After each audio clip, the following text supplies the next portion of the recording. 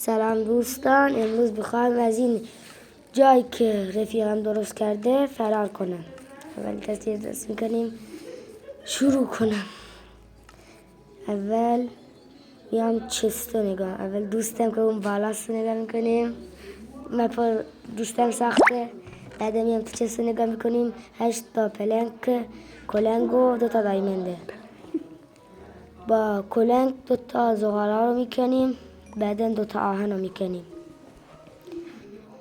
بعدن آهنا رو تو فرنیس میذاریم و با زغال میپزیمشون. بعدن تا اینا آماده بشن بای میستیم.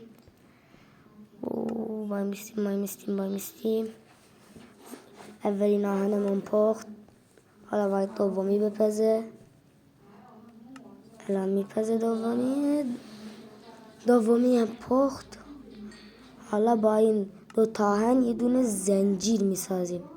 اونجا یه بلاک میذاریم. فرنیس میکنیم. الان زنجیر میسازیم با این آهنامون. یه دونه زنجیر.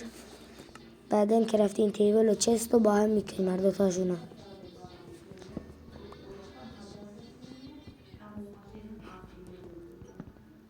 بعدن بلاک گذاریم اینجا میریم بالا. اول زنجیر رو میذاریم. کرافتین تیبل گذاشته شد دیگه.